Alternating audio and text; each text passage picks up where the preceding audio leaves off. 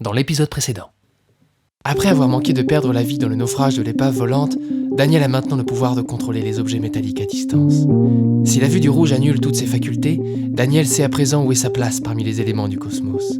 Pourtant, il ignore que le pire se prépare et que l'équilibre précaire de sa vie sur Ertésime est sur le point d'être détruit, encore une fois.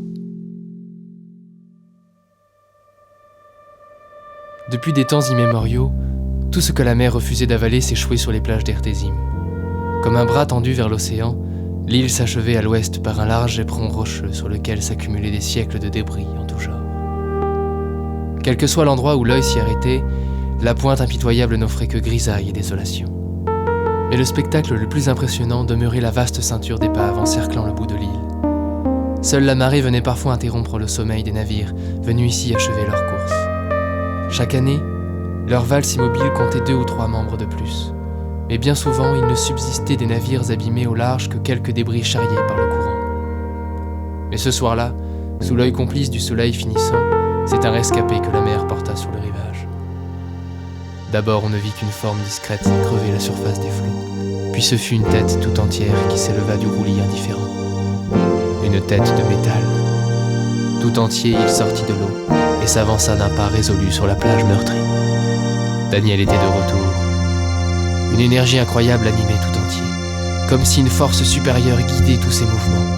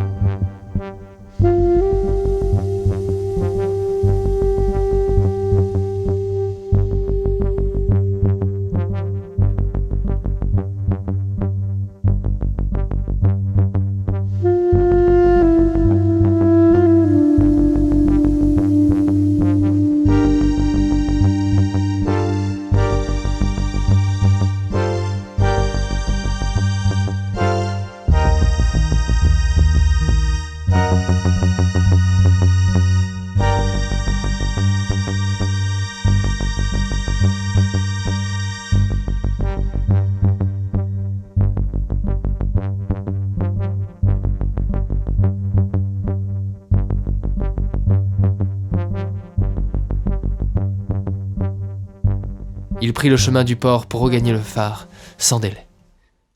L'homme à la tête magnétique, plongé dans ses pensées, avait traversé l'île d'une traite, sans même s'en apercevoir. En ce qui lui avait paru le temps d'un soupir, il se trouvait déjà en vue du vieux phare, où le professeur l'attendait. Daniel pressa le pas. Alors que la nuit n'était pas encore tombée, un calme inhabituel flottait sur le petit port. Quelque chose n'allait pas. Une tension menaçante semblait traverser l'air anormalement silencieux. Daniel le sentait un peu plus à mesure qu'il se rapprochait de l'austère tour de briques. Il était arrivé au pied du phare, quand soudain, comme pour répondre à ses inquiétudes, une effroyable détonation déchira le ciel. Dans un énorme nuage de fumée et de poussière, la lanterne du phare d'Ertésime venait d'être désintégrée. À travers la tour éventrée, Daniel distinguait le professeur Schmidt-Shannon, tentant de se dégager d'un instable amas de débris. Avant qu'il n'ait pu faire quoi que ce soit pour l'aider, Daniel fut projeté au sol par une seconde explosion, plus puissante encore. Un vrambissement assourdissant emplit le ciel à mesure que la fumée se dissipait. Sous une pluie de mortiers et de verres brisés, il leva la tête, et ce qu'il vit le transperça d'un frisson comme il n'en avait jamais connu. Hurlant et gesticulant, le professeur Schmidt-Shannon fut arraché au phare par une dizaine de câbles tentaculaires, sortis de nulle part. Daniel eut tout juste le temps de le voir se faire aspirer à l'intérieur d'un aéronef colossal avant qu'un pan entier du mur ne manque de l'écraser. Avec une vitesse qui l'étonna lui-même, il fit une roulade sur le côté et évita tout juste la promesse d'une mort certaine sous une tonne de briques disloquées.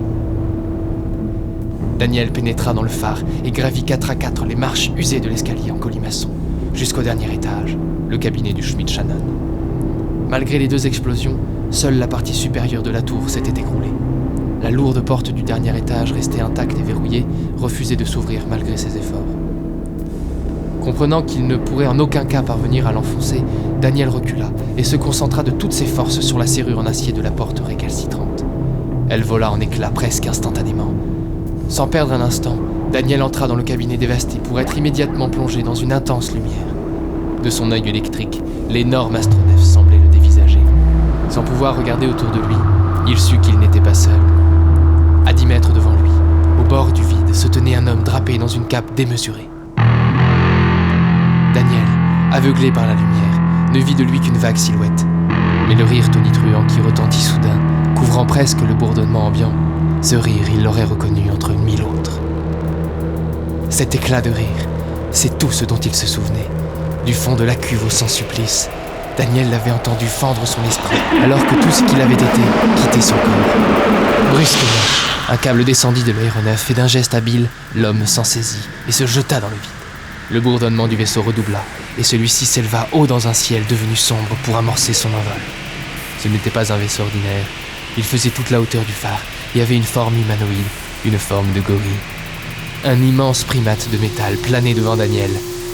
En lieu et place de ses pieds, le gorille était équipé d'incroyables turbos vrombissants. Une de ses mains était démesurément large, tandis que l'autre avait été remplacée par une chignole aux proportions improbables. Toujours suspendu à son câble, l'homme fut remonté vers le singe géant qui prit de la vitesse. Il riait toujours quand le vaisseau disparut à l'horizon. Daniel passa une nuit épouvantable. Son protecteur venait de se faire enlever et il n'avait rien fait. Aurait-il pu faire quoi que ce soit ? Le face-à-face avec l'homme mystérieux n'avait duré qu'une poignée de secondes, et le temps qu'il reprenne ses esprits, l'homme et son vaisseau étaient déjà hors de vue.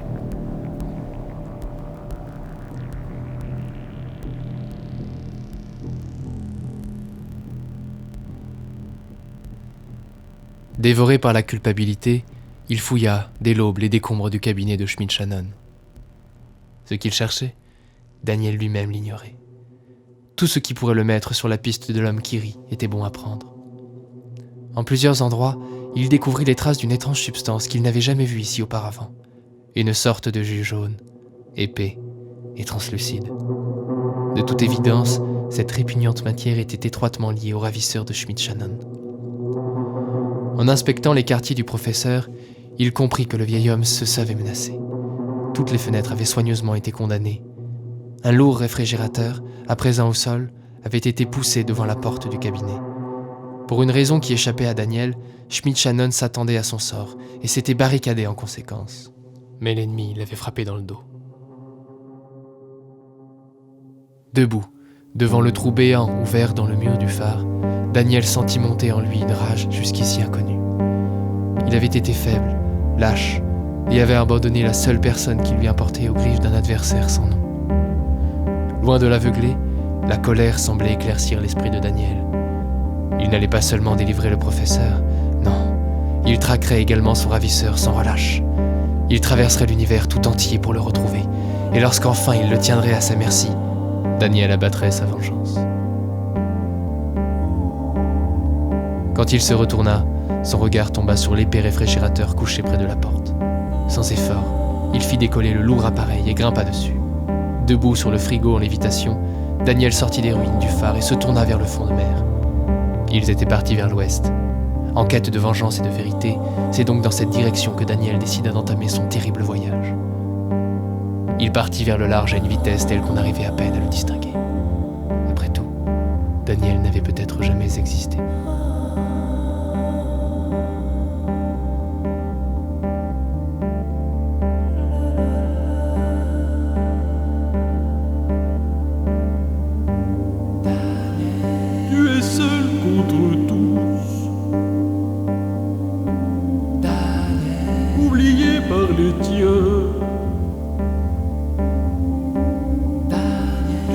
Voir le rouge sans forcer ton destin, affronter l'horizon, dévoré par le sel,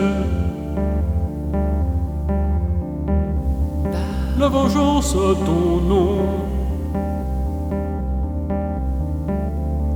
Où vas-tu ?